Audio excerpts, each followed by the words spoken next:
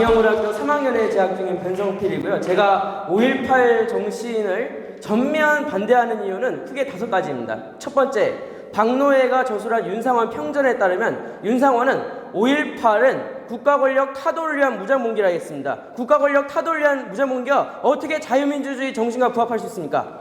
이 질문을 던져야 합니다. 그리고 두 번째, 윤상원 다음에 황석영 씨죠.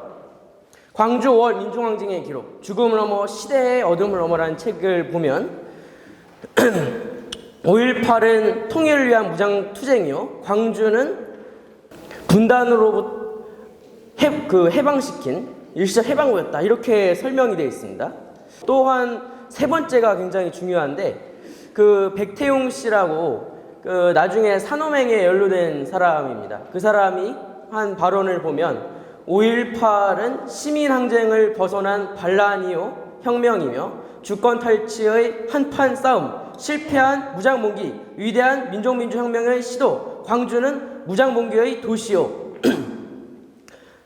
또한 권력을 일시적으로나마 직접 소유한 소중한 경험의 도시였다, 이렇게 밝혔습니다. 그리고 또한 네 번째, 김종배 씨가 어떻게 얘기를 했냐면 5.18은 반체제, 제야인사, 불순세력, 학생이 전국 규모로 들고 일어나 과도정부를 전복하려는 것이 최종 목표였다고 했습니다. 당시 과도정부는 최규하 과도정부였고요. 좌파들은 자꾸 국가보위 비상대책심의위원회의 설치 및 5.17 전국계엄 확대 조치를 전두환의 쿠데타라고 얘기하는데 그렇지 않습니다. 역사로서의 5.18 제4권의 부록을 읽어보면 그게 아닙니다.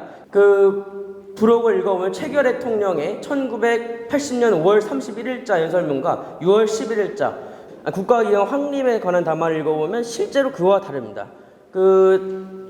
국보위와 5.17 비상계엄 확대 조치는 최규하 대통령의 단독 결정을 이루어진 것입니다. 여기에 전두환의 결정은 없었습니다. 그러므로 전두환의 쿠데타에 분노한 시민들의 순수항쟁이 5.18이 될 수는 없는 것입니다.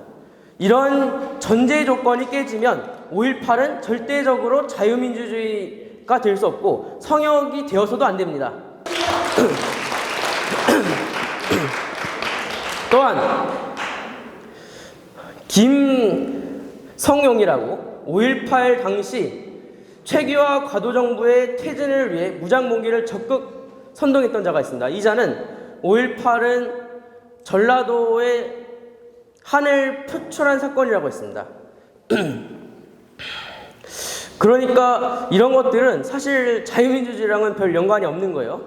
또한 우리가 정말 중요하게 기억해야 할 것이 있는데, 여태까지 대한민국에서 민주주의 혹은 민주화 운동이라고 언급된 것들은 다 어떻게 보면 국회의 지령을 받은 사건들입니다. 왜냐하면 1976년에 대한민국에 귀순한 김용규 씨의 증언에 따르면 민주화란 용어 자체가 1960년대 국회가 대한민국 내 불순 세력을 포섭하기 위해 만든 위장 용어임을 알 수 있습니다.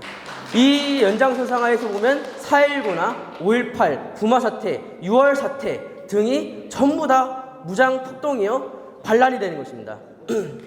실제로 2000년대 이후에 발족한 민보상의, 과거사의, 진실화해의, 그리고 국가인권위원회의 활동을 잘 살펴보면 이들이 자유민주주의를 위해 심의하고 보훈을 결정한 일이 없습니다. 오히려 자유민주주의를 파괴하는 데 적극적으로 앞장섰습니다. 또한 마지막으로 현행 육공화국 헌법 전문에 수록된 문제점을 언급하지 않을 수 없는데요. 이것이 바로 대한민국 임시정부의 법통 계승과 4.19 계승, 그리고 조국의 민주개혁이라는 겁니다. 이게 왜 문제인지까지를 설명하면 좀 길어지니까 제가 일부러 설명을 안 했는데 여기서 설명하겠습니다. 조국의 민주개혁이 왜 문제가 되느냐? 민주개혁이라는 말 자체가 1946년 3월 5일 북한에서 토지개혁 법령을 공포하면서 토지개혁이 이루어졌을 때, 그때 부자들의 땅을 빼앗은 것을 보고 민주개혁이라 했습니다. 이것이 실제로 자유민주주의를 향한 개혁과는 별 관계가 없는 것이에요. 그리고 대한민국 임시정부의 법통 계승은 왜 문제가 되는가?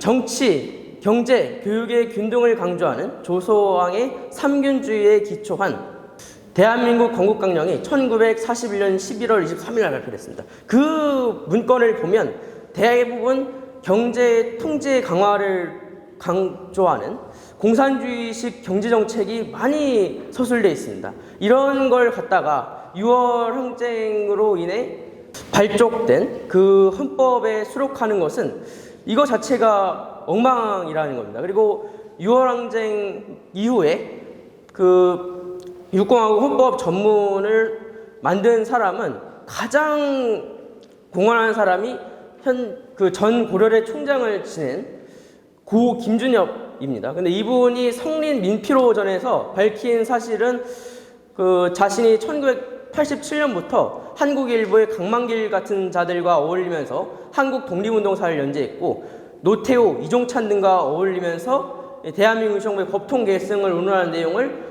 그 헌법 전문에 수록했다는 겁니다. 이 문제를 바로 뒤집어야 합니다. 그런데 5.18이 나오니까 동학이 나오고 부마 사태가 나옵니다. 그리고 또 6월 사태가 나오면서 이것들을 향한 정신 계승으로 가는데 이러서는 안 됩니다. 대한민국은 1948년 5월 10일 유엔 한국 임시위원단도 공식 보고서를 통해 인정한 자유민주주의를 국가의 건국기념으로 세운 공화국입니다. 비록 출범은 미약했을지언정 지금은 세계 10위권에 머무는 강력한 국가가 되었습니다. 우리가 이러한 국가를 계속적으로 유지하고 발전시키기 위해서라도 현행 헌법의 문제점을 개선하고 5.18의 민주화운동, 특히 자유민주주의와는 상관이 없다는 것을 적극적으로 알려야 할 시기가 되었다고 생각합니다. 이상으로 저의 연설을 들어주셔서 감사합니다. 지금 고3 학생인데 전설태 학생 앞으로 뭐 하고 싶어요? 이거를 제가 얘기를 안 했는데 저는 사실 우리나라의 근현대사에 참 잘못된 게 많다고 생각합니다. 특히 우리의 구한말 근대사나 일제시대 그리고 대한민국 건국사나 그 이후의 산업화 및 발전 과정을 볼 때 이것이 단순히 좌익에 의해서 왜곡됐다 이게 아니라 어떤 부분이 왜곡됐고 어떤 부분의 연구가 미진한 부분이 있는지 이런 것들을 상세히 밝혀내고 싶습니다. 그리고 또 마지막으로 더 할 말이 있다면 우리 우파들이 정말 중요시 여겨야 하는 것은 김대중을 바로 알아야 합니다. 왜냐하면 김대중 정신을 더불어민주당이든 국민의힘이든 구분할 것 없이 전부 다 내세우고 있습니다. 근데 김대중 정신을 내세우니까 모든 사람들이 포퓰리즘성 공약을 내세우는 거예요. 이것이 문제입니다. 왜냐? 박정희 대통령은 일생에 단 한 번도 포퓰리즘성 공약을 내세운 적이 없습니다. 그런데 김대중은 1967년도, 1971년도 총선이나 대선에 나올 때 포퓰리즘성 공약을 내셨습니다. 그래서 대중경제론이 나온 것입니다. 이것은 정말 큰 문제가 아닐 수 없습니다.